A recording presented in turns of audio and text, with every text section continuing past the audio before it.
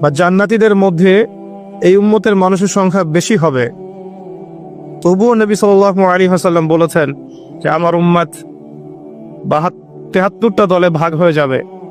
বনু ইসরাইল 72 দলে ভাগ হয়েছিল। ওয়াতাফতারিকু উম্মতি আলা 73 মিল্লা, আমার উম্মত 73টা দলে ভাগ হয়ে যাবে। কুল্লুহুম ফিন্নার, প্রত্যেকটা দলই যাবে জাহান্নামে, ইল্লা মিল্লাতান ওয়াহিদা, একটা মাত্র দল ছাড়া। কিলা মান হিয়া ইয়া রাসূলুল্লাহ, বলা হলো তারা কারা হে আল্লাহ রাসূল সাল্লাল্লাহু আলাইহি ওয়াসাল্লাম? নবীজি বললেন মা আনা আলাইহি ওয়া আসহাবি, আমি যার উপরে আছি, আমার সাহাবীরা যার উপরে আছে। দুর্ভাগ্যজনক হচ্ছে ইসলামের নামে যত দলাদলি হয়েছে সবারই এই একটাই দলিল যে মা আনা আলাইহি ওয়া আসহাবি, আমি যার উপরে আছি, আমার সাহাবীরা যার উপরে আছে। সবাই দাবি করে আমরা তাই করছি। কেন বেশিরভাগ মানুষ জাহান্নামে যাবে? একটা উত্তর আমরা পেলাম, চোখ দিয়েছি দেখেনি, কান দিয়েছি শোনেনি, কলব দিয়েছি উপলব্ধি করেনি। অর্থাৎ আল্লাহর সত্যের সন্ধান তারা পায়নি, সত্যকে মূল্যায়ন করে নাই, আল্লাহ পাকের বিধানের আনুগত্য করেনি।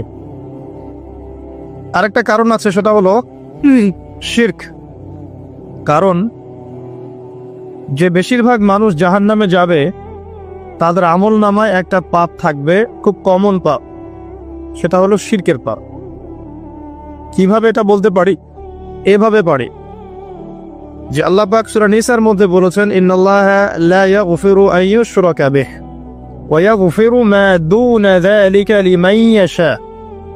আল্লাহ পাক বলছেন আমি শিরক ছাড়া অন্য যে কোনো গুনাহ যাকে ইচ্ছা ক্ষমা করে দেব।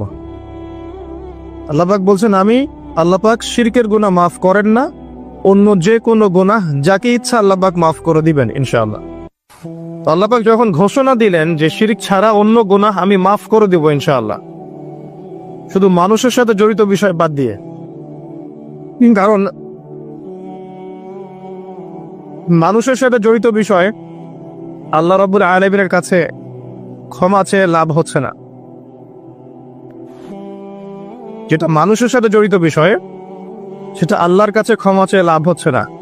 ধরেন আপনি কারো গীবত করেছেন, নাউজুবিল্লাহ, কারো সম্পদ আত্মসাৎ করেছেন, কারো প্রতি জুলুম করেছেন, কাউকে গালি দিয়েছেন, চুরি ডাকাতি করেছেন, ছিনতাই করেছেন, অন্যের সম্পদ আত্মসাৎ করেছেন, কাউকে ধর্ষণ করেছেন, অর্থাৎ অন্য কারো সম্মানহানি করেছেন, জান মাল ইজ্জতের হানি করেছেন। এই বিষয়টার ক্ষমা আল্লাহর কাছে পাওয়া যাবে না। এই ক্ষমাটা ওই বান্দার কাছে নিতে হবে যে ভাই আমি আপনার